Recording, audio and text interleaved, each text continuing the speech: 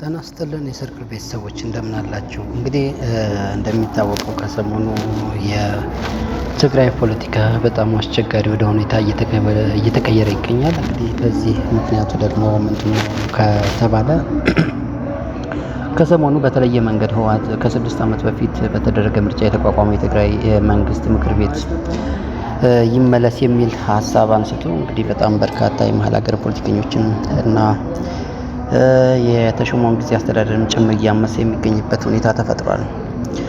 ህዝባዊ ወያኔ ሓርነት ትግራይ እንግዲህ 2012 ዓ.ም በትግራይ ክልል በተካሄደው እና የፌዴራል መንግስት ውድቅ ባደረገው ምርጫ የተመረጡ የትግራይ መንግስት ምክር ቤት ወደ ስራ እንዲመለሱ መወሰኑን እንግዲህ ሰሞኑን አስታውቋል። ምክር ቤቱ ከተመለሰ በኋላ በትግራይ ክልል ጊዜ አስተዳደር የሚመራው የክልሉ አስፈጻሚ አካል አቃፊ ሆኖ እንዲቋቋም መግባባት ላይ መድረሱንም ገልጿል። እንግዲህ ከትናንት በስቲያ ባወጣው መግለጫ ማለት ነው። ይህ ሁኔታ በእርግጥ የትግራይን የፖለቲካ ቁመና በጣም እያመሰ የሚገኝበት ደረጃ ላይ ደርሷል። የክልሉ ወጣት እና የክልሉ ማህበረሰብ የተለየ ጦርነት ሊቀሰቀስ ይችላል የሚል ስጋት ውስጥ ገብቷል። በህወሓት በኩልም ሆነ በህወሓትን በሚቃረኑ አካላት መካከል እየተነሱ ያሉ ሀሳቦች ጦርነትን አይቀሬነት እያመላከቱ ይገኛሉ። የሆነ ሆኖ ምክር ቤቱ ከተመለሰ በኋላ በትግራይ ክልል ጊዜ አስተዳደር የሚመራው የክልሉ ስራ አስፈጻሚ አካል አቃፊ ሆኖ እንዲቋቋም መግባባት ላይ መድረሱን ገልጾ እንግዲህ ካለፈው ሳምንት ሐሙስ ጀምሮ የማዕከላዊ ኮሚቴ ስብሰባ ሲያካሄድ የነበረው ህወሓት ውሳኔውን ያስታወቀው እሁድ ሚያዝያ 11 ቀን 2018 ዓ.ም ነው። እንግዲህ ምሽት ባወጣው መግለጫ ማለት ነው። ባለ 3 ገጽ ነው መግለጫው። እንደሚታወቀው የፌዴራል መንግስት መጋቢት መጨረሻ የተጠናቀቀውን የትግራይ ጊዜ አስተዳደር የቆይታ ጊዜ ያለ ህወሓት አስተዳደር ተሳትፎ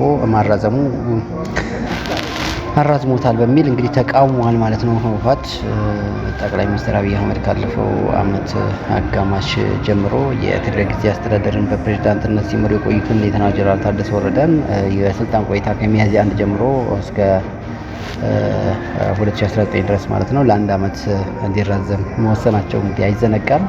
የህወሓት ማዕከላዊ ኮሚቴ ይህንን እርምጃ የፕሪቶሪያ ስምምነትን የጣሰ ከድርጅታችን እውቅና ውጭ የተላለፈና የተናጠል ውሳኔ ሲል ተቃውሞታል። የጊዜ አስተዳደሩ ቆይታ የተራዘመው እንግዲህ ከፕሪቶሪያ ስምምነት በፊት የመጣውን ህግ በመጥቀስ እንደሆነ በመግለጽ ተችቷል። የፌዴራል መንግስት ደግሞ የፕሪቶሪያ ስምምነት ሙሉ በሙሉ በሚንድ መልኩ የትግራይ ህዝብ ራሱን በራሱ እንዲያስተዳድር ለማድረግ እየተንቀሳቀሰ ነው ሲልም ከሷል ማለት ነው። ወደ ትግራይ ክልል መላክ የነበረበትን ድጎማ በጀትም መቋረጡን የጠቀሰው ህወሓት በአጠቃላይ በትግራይ ክልል ላይ ዳግም እገዳና ከበባ በማድረግ የጦር መሳሪያና ሜካናይዝድ አቅሙን ወደ ትግራይ በማስጠጋት ዳግም ጦርነት ለመክፈት ዝግጅት እያደረገ ነው ሲልም እንግዲህ የፌዴራል መንግስቱን ወንጅሏል ማለት ነው። በእነዚህ እርምጃዎች የተነሳም እንግዲህ ለትግራይ ህዝብ ህልውናና ደህንነት አደገኛ ሁኔታ እየተፈጠረ ይገኛል ሲልም ገልጾ የድርጅቱ ማዕከላዊ ኮሚቴ የፕሪቶሪያ ስምምነት አፈጻጸምና ወቅታዊ ሁኔታዎችን በጥልቀት በመገምገሙን የጠቀሰው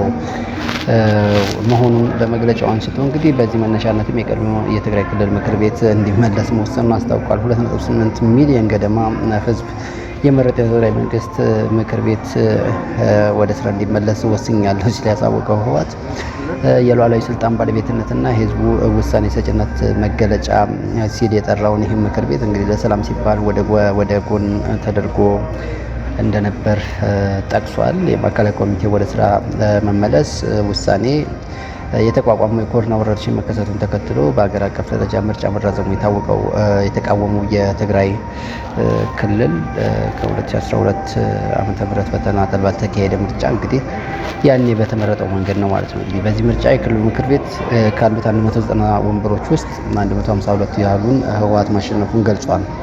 ይሁን እንጂ የፌዴራል መንግስት ከብሔራዊ ምርጫ ቦርድ ውጭ የተካሄደውን ምርጫ ውድቅ አድርጎታል። የፌዴሬሽን ምክር ቤትም በጳጉሜ 2012 ባካሄደው አስቸኳይ ስብሰባ ምርጫ ከሀገሪቱ ህገ መንግስት ጋር የሚቃረን በመሆኑ እንዳልተደረገ የሚቆጠር የማይጸናና ተፈጻሚነት የሌለው እንደሆነ ወስኗል። እንግዲህ ምርጫው ከ2 ወራት በኋላ ለተነሳው የትግራይ ጦርነት ምክንያት ከሆኑ ዋነኛ ጉዳዮች ውስጥም አንዱ ተደርጎ ተቆጥሯል። ይህን ደግሞ ጠቅላይ ሚኒስትር አብይ አህመድም በተለያየ ጊዜ ሲገልጹት ነበር። አርፎ ቢቀመጡና የያዙትን ይዘው ቢቀጥሉ ኖሮ የብልጽግና ቢሆን መቆየት ይችሉ ነበር የሚል አይነት ሀሳብ አንስቶ ነበር ይታወቃል። እንግዲህ ጦርነቱን ያስቆሙ የፕሪቶሪያ ስምምነት ከተፈረመ በኋላም የትግራይ ጊዜያዊ አስተዳደር ከተቋቋመ አስቀድሞ ከመቋቋሙ አስቀድሞ ምክር ቤቱ የህግ አውጭነት ስልጣኑን በወቅቱ በዶክተር ደብረጽዮን ገብረ ሚካኤል ሲመራ ለነበረው አስፈጻሚ አካል ማስረከቡን ገልጾ ነበር። እንግዲህ የህወሓት ማዕከላዊ ኮሚቴ ምክር ቤቱ ወደ ስራ እንዲመለስ የወሰነው ምርጫው ከተካሄደ 6 ዓመት ገደማ በኋላ ነው።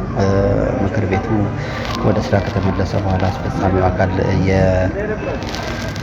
የመከተ አቅሞችን በሚያሳትፍ መልኩ አቃፊ ሆኖ እንደሚቋቋም መግባባት ላይ መደረሱን አስታውቋል። እንግዲህ መግለጫው የመከተ አቅሞች ሲል የገለጸው የትግራይ ኃይሎች አመራሮችን በአባልነት እንደያዘ የሚነገርለት የአመራር ሰጭነት ውሳኔ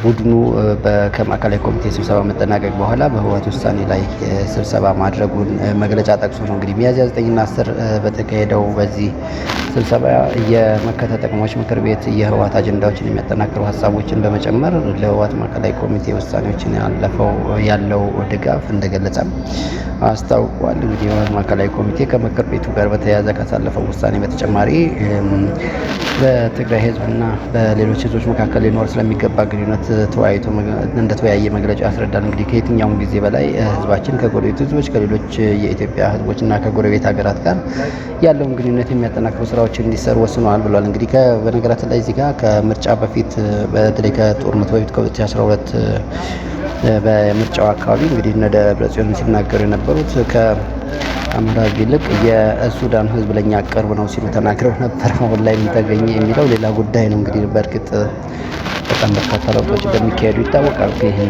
መሰረት አድርጎ ማለት ነው። አሁንም ቢሆን የትግራይ ህዝብና ህወሓትም ቢሆኑ ከኢትዮጵያ መንግስት ጋር ያሉትን ልዩነቶች በውይይትና በድርድር ለመፍታት ዝግጁ መሆናቸው ተገልጿል። እንግዲህ አክሎም የክልሉን ህዝብ የትግራይ ህዝብን ህልውናና ደህንነት ለማረጋገጥ እየተካሄደ ያለው ወሳኝ ትግል ምዕራፍ ላይ ከህወሓት ጎን እንዲቆሙ ጠይቋል። እንግዲህ ህዝብን ለማንቀሳቀስ ማለት ነው። ይህ የህወሓትን ማዕከላዊ ኮሚቴ ውሳኔ በተመለከተ እስካሁን ድረስ ከፌዴራል መንግስትም ሆነ ከትግራይ ጊዜያዊ አስተዳደር በኩል የተሰጠ ይፋዊ መግለጫ ባይኖርም ከህወሓት በተቃራኒ የተሰለፉ የቀድሞ የድርጅቱ አመራሮች ግን ውሳኔው ጦርነት የሚቀሰቅስ እንደሆነ በመግለጽ ተቃውሟቸውን አሰምተዋል። እንግዲህ ከእነዚህም አንዱ የሆኑት እንግዲህ ጠቅላይ ሚኒስትር አብይ አህመድ የምስራቅ አፍሪካ ጉዳዮች አማካሪ የሆኑት ጌታቸው ረዳ ህወሓት በዚህ ውሳኔ የፕሪቶሪያ ስምምነትን ውድቅ የሚያደርግና የሚያፈርስ ተግባር እርምጃ መውሰዱን አንስቶ የፕሪቶሪያ ስምምነትን እና ከጦርነት በኋላ የተዘረጋውን ደካማ ስርዓት የሚያፈርስ ማንኛውም የተናጠል ውሳኔ በክልላዊ ጉዳዮች በክልላዊ ተዋናዮች መካከል